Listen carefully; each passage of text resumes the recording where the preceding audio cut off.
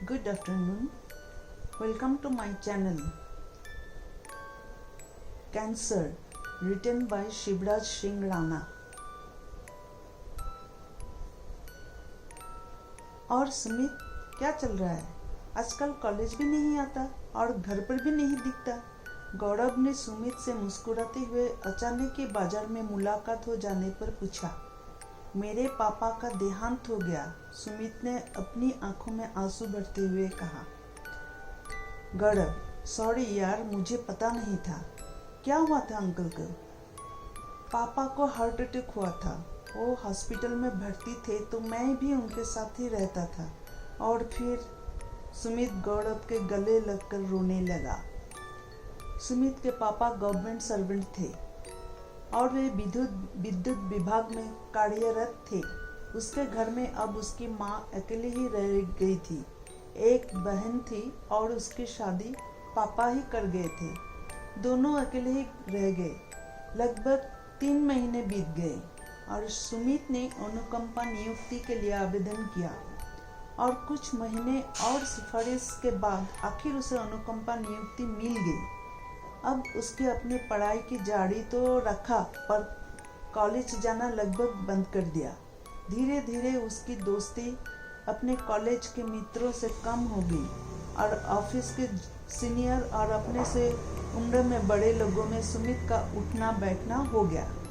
समय और निकला और सुमित के लिए उसकी माँ ने रिश्ता देखना तय किया।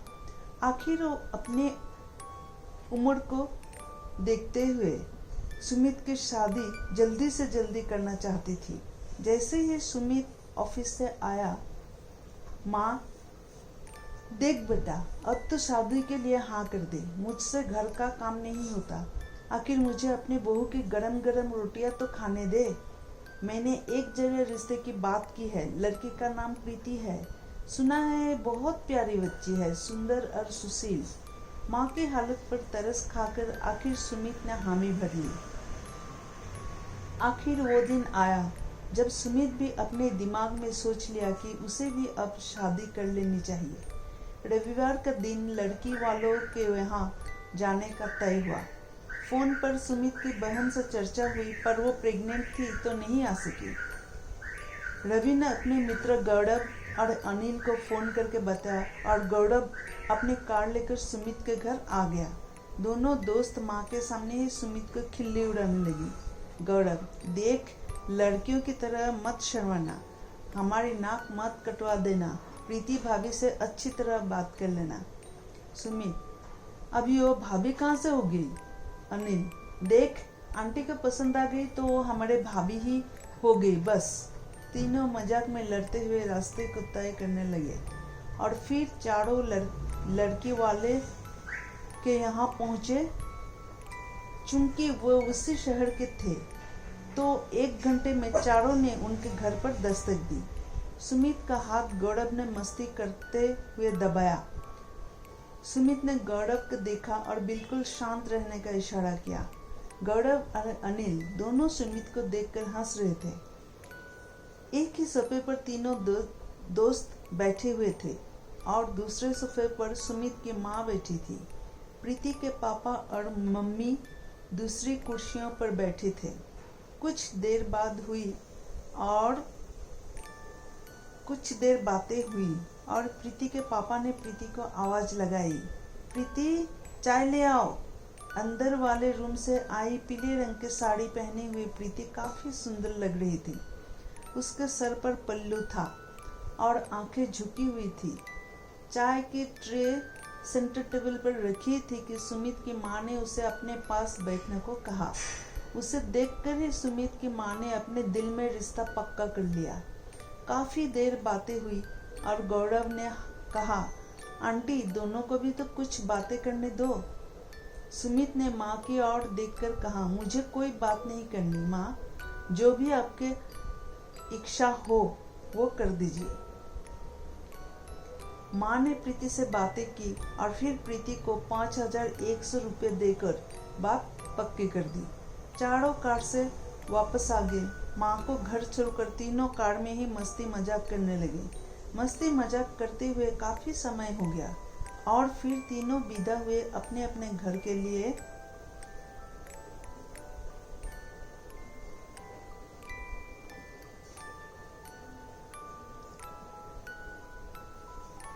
चल पड़ी।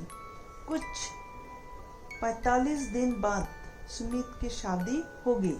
सभी मित्रों को सहयोग रहा और सबने मस्ती भी की। सुमित के बहन भी शादी में शामिल हुई और घर का माहौल खुशियों से भरा था। पिता की कमी थोड़ी खली और शादी में माँ के आंसू भी कहीं कहीं छलक गए। सुमित के दोस्त उनके आंसुओं को भरपाई तो नहीं कर पाए, पर कुछ संतुष्टि माँ को उन्हें देखकर प्राप्त हुई। आखिर दोस्तों का सहयोग मिल जाए तो इंसान कुछ भी कर सकता है। सुमित का नया वैवाहिक जीवन काफी सुख में गुजर रहा था। प्रीति काफी सेवा कर रही थी सास और अपने पति सुमित की। खुशी के दिन जल्दी जल्दी गुजरने लगे। गौरव, अनिल और भी कुछ कॉलेज के दोस्त रविवार के दिन आ जाते मिलने। सुमित से और सभी मस्ती करके बातों की बताशे फोड़ते। ऑफिस डे पर सुमित लंच लेकर ऑफिस चला जाता और प्रीति और सुमित की माँ दोनों बातें करती और उसके साथ साथ काम भी करती। सुमित की माँ प्रीति जैसे बहू पाकर काफी खुश थी। सुमित ऑफिस में काम करता और फिर अपने ऑफिस के कर्मचारियों के साथ गप्पे लगाता। बाबूलाल उसके ऑफिस के ऐसे कर्मचारी थे जो गप्पों में आगे थे। उनकी आदत गुटखा और तंबाकू खाने की थी। सुमित की दोस्ती उनसे हो गई और अचानक ही सुमित के सामने बाबूलाल ने गुटखा खाया और सुमित को दिया। सुमित ने भी मना नहीं किया और उसका स्वाद चखा। और सुमित को कब उसकी आदत हो गई, कब उसे सुमित ने अपना गुलाम बना लिया, उसे पता ही नहीं चला। तंबाकू का सेवन सुमित ने चालू कर दिया और इस बात का प्रीति की कोई दिनों बाद पता चला। वैसे तो सुमित ऑफिस में ही खाया करता था। माँ के और प्रीति के सामने कभी उसने गुटखा तंबाकू का सेवन नहीं किया, पर एक दिन सुबह प्रीति ने उसे देखा और कहा, तुम कब से ये खाने लगे हो? इसे बंद करो। ये क्या तलब लगाने लगे हो आप? कहाँ से सीख लिया? अपने इसे खाना, पहले तो आप गुटखा नहीं खाते थे, अब ये क्यों चालू कर दिया? क्या परेशानी है आपको? क्या चिंता हो रही है जो ये सब खाना चालू कर रहे हो? सुमित को प्रीति की बात सही भी लगी, पर उसने उसे कुछ हद तक अनदेखा भी कर दिया। सुमित को कुछ समझ आया, पर अपने आप पर उस छोटी सी पुड़िया के हावी ही पाया। सुमित घर से बाहर और ऑफिस में उसे खाने लगा। तलब बढ़ती गई। उसकी तलब इतनी बढ़ गई कि वो 4-5 गुटखा और उससे भी ज़्यादा खाने लगा। और एक दिन अचानक ही उसे गले में दर्द हुआ। उसने किसी को भी घर में नहीं बताया। सुमित को खाने में मिर्ची भी ज़्यादा लगने लगी और मुंह के छालों से भी परेशान होने लगा। उसने सोचा, घर में किसी को बताना ठीक नहीं, खुद ही डॉक्टर को दिखाना चाहिए। सुमित जाने माने डॉक्टर शर्मा जी के पास गया, जो गले आदि का डॉक्टर थे। उन्हें सुमित का 1 घंटे तक चेकअप किया और उन्हें पसीने आने लगे। आखिर उन्होंने कैंसर की जांच कराया जाना उचित समझा। सुमित काफी घबरा गया और उसने अपने दोस्त गौरव का फोन लगाया। गौरव हॉस्पिटल आ गया। सुमित को घबराया देखकर उसने उसे तसल्ली तो दे दी, पर जांच मिलने तक टेंशन न लेने की सलाह भी दी। घर में किसी को ना बताते हुए गौरव खुद ही 3 दिन बाद रिपोर्ट लेने आया। गौरव ने डॉक्टर शर्मा जी से रिपोर्ट का स्टेटस पूछा और उसे सुनते ही गौरव के पैरों तले जमीन खिसक गई। सुमित को कैंसर हो चुका था और वो भी काफी खतरनाक। गले का कैंसर, उसके मुंह में भी कुछ कैंसर की शुरुआत थी। सुमित ने शर्मा जी से पूछा, ऐसा कैसे हो सकता है? डॉक्टर सर ने बताया, जरूरी नहीं कोई जीवन भर तंबाकू के सेवन करे, उसे ना हो, पर किसी किसी को कुछ दिनों या कुछ महीनों में ही हो सकता है। ये आपके हार्मोन्स पर ही निर्भर करता है। सुमित अब क्या करे? यह सब कैसे बताए सुमित को? और उसके घर वालों को भी बताना होगा। सुमित बाथरूम में गया और काफी रोया। आखिर उसका सुमित के घर से काफी अटैचमेंट था। अब क्या करूं? गौरव ने रिपोर्ट ली और सुमित के घर जाने लगा। उसके पैर मानो जम से गए, दिल की धड़कन मानो थम से गई। आखिर प्रीति भाभी को क्या कहूँगा, कैसे कहूँगा? क्या आंटी को बताऊं या रहने दूं? बस सुमित को ही बता देता हूँ, पर सुमित को कैसे कहूँगा? कोई सारे सवाल गौरव के दिमाग और दिल को झकझोर रहे थे। गौरव ने सुमित के घर की डोरबेल बजाई। सुमित ने दरवाजा खोला और गौरव ने उसे देखा। सुमित को देखकर गौरव ने अपने आंसुओं को अपनी आंखों में आने से रोक लेने में कामयाबी तो हासिल कर ली, पर उसे कैसे बताए कि उसके दोस्त को कैंसर जैसा खतरनाक रोग हो गया। तभी सुमित की खांसी आई और गौरव ने उसे पानी दिया। खांसी इतनी तेज थी कि उसके रुमाल में खून निकल आया। सुमित काफी डर गया और गौरव ने उसे तसल्ली दी, कुछ नहीं, सब ठीक हो जाएगा। रिपोर्ट में क्या बताया? डॉक्टर ने सुमित को पूछा। गौरव ने एक लंबी सांस ली और खुद ही रिपोर्ट उसे सौंप दी। रिपोर्ट देखते ही सुमित कुर्सी पर बैठ गया और गौरव से कहा, यार मेरी माँ और प्रीति का ख्याल रखना, मुझे कुछ हो जाए तो। गौरव सुमित को गले लगकर जोर जोर से रोने लगा और फिर दोनों ही एक दूसरे के गले लगकर रोने लगा। उन्हें देखकर उनके प्यार के अनुमान लगाया जा सकता था। कुछ नहीं होगा तुझे, तू एकदम सही हो जाएगा यार, चिंता मत कर। गौरव ने उसे कैंसर जैसे रोग से लड़ने का आत्मविश्वास दिया। सुमित, यार मुझे ही ये क्यों हुआ? अगर तंबाकू खाने से हुआ तो ऑफिस में और भी तो खाते हैं, उन्हें क्यों नहीं हुआ? यार जरूरी तो नहीं कि उन्हें नहीं हुआ तो तुम्हें या हमें नहीं होगा। किसी को हो जाता है और कभी किसी को होता ही नहीं, पर हमें इससे दूर ही रहना चाहिए। दोनों के आंसू रुकने का नाम ही नहीं ले रहे थे। तभी घर के मुख्य दरवाजे के घंटी बजी। सुमित, लगता है माँ और प्रीति आ गई, वो बाजार गई थी। दोनों ने जल्दी जल्दी अपने आंसुओं को पूछा और ऐसा बर्ताव किया जैसे वो दोनों मस्ती के मूड में थे। रिपोर्ट को छुपा कर टेबल के नीचे रख दिया। गौरव ने दरवाजा खोला। अरे बेटा, तू कब आया? अच्छा, आज सुमित ऑफिस नहीं गया तो मिलने आ गया। अच्छा किया, बैठ मैं चाय बनाती हूँ, माँ ने कहा। दोनों की आंखें लाल और दोनों को डरा सहमा से देखकर माँ और प्रीति काफी घबरा गई। उन्होंने गौरव और सुमित से पूछा, क्या हुआ है? कुछ गड़बड़ है क्या? तुम दोनों हमेशा कुछ छुपा रहे हो।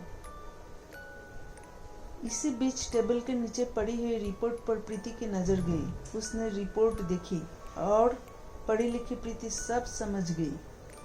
उसके दिल ने मानो धड़कन बंद ही कर दिया। क्या ये सब सच है? ये मेरे साथ क्या हो गया? मैं आज उन्हें अपने प्रेग्नेंट होने की खुशखबरी देने वाली थी और ये दुख भरी खबर ईश्वर ने मुझे दे दी। अब इन्हें उनके पिता बनने की खुशी दूं या उनके दुख में शामिल होकर उनके साथ खड़े रहूं? प्रीति के मन में ऐसे ही कोई विचार आ रहे थे। माँ को बताऊं या रहने दूं? और फिर प्रीति ने निर्णय लिया, माँ को बताना सही नहीं है अभी। क्या हुआ प्रीति, सब ठीक तो है? तुम ऐसा परेशान क्यों हो? अगर कोई बात नहीं तो ज़्यादा टेंशन नहीं लो। इस हालत में तुम्हें टेंशन से दूर ही रहना चाहिए। और तू भी सुन ले, मेरे बहू को ज़्यादा परेशान मत करना। तू बाप बनने वाला है। आज हम इसलिए हॉस्पिटल गए थे और प्रीति तुझे सरप्राइज देने वाली थी। ये लो, मैंने ही बता दिया। दादी बनने की खुशी में पागल हो गई हूँ। माँ और गौरव अपने घर चला गया, यह कहकर कि कोई ज़रूरत हो तो वो आ जाएगा। रात में माँ को खाना खिलाने के बाद प्रीति और सुमित दोनों साथ में इकट्ठा हुए और प्रीति सुमित के गले लगकर जोर से चीख मारकर रोने लगी। सुमित ने समझा और दोनों एक दूसरे के साथ खड़ा रहने के वादा करने लगा। वो भी शांत हो गई। दूसरे दिन डॉक्टर से परामर्श किया और उन्होंने कीमोथेरापी और कोई ट्रीटमेंट कैंसर को बताया। इलाज चालू हो चुका था। लंबे समय तक भर्ती होने के कारण सुमित की मां को भी कैंसर का पता चल गया। उन्होंने अपना विश्वास और भगवान की आस्था को जिंदा रखा। उन्हें विश्वास था कि सुमित एकदम सही हो जाएगा। सुमित का इलाज चालू हुआ। दिल्ली और मुंबई जैसे महानगरों में सुमित का इलाज हुआ। कीमोथेरापी और अन्य ट्रीटमेंट जो कैंसर में होने थे हो गए। पैसे पानी की तरह बह गया कैंसर के इलाज में। माँ के गहने और प्रीति का बचा हुआ पैसा भी खत्म हो गया इलाज में। और इलाज में उसे हीटिंग द्वारा सारे कैंसर के कीटाणु मारा गया। डॉक्टर ने बताया कि इस ट्रीटमेंट में हमारे शरीर के अच्छे तत्व भी खत्म हो जाते हैं। सुमित धीरे धीरे रिकवरी करने लगा। गौरव ने भी सुमित की मदद की, उसके साथ हर पल रहा। जब सुमित घर आ चुका था तो उसे देखने अनिल घर आया।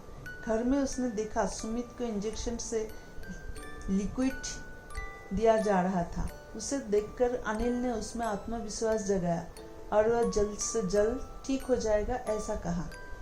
सुमित ने ही अपने आप की हिम्मत बधाई। आखिर उसे अपने बच्चे का चेहरा भी तो देखना था। आखिर सुमित ने रिकवरी की और सुमित लगभग 7 महीने बाद अपने पैरों पर खड़ा हुआ। और ठीक 2 महीने बाद ही सुमित के घर में एक नन्ही सी परी, उसके बेटी ने जन्म लिया। सुमित लगभग पूरी तरह से सही हो चुका था। उसे दवा लंबे समय तक लेनी पड़ी। आखिर सुमित की वो खुशियाँ वापस लौट आई और सभी फिर से खुश हुए। Thank you.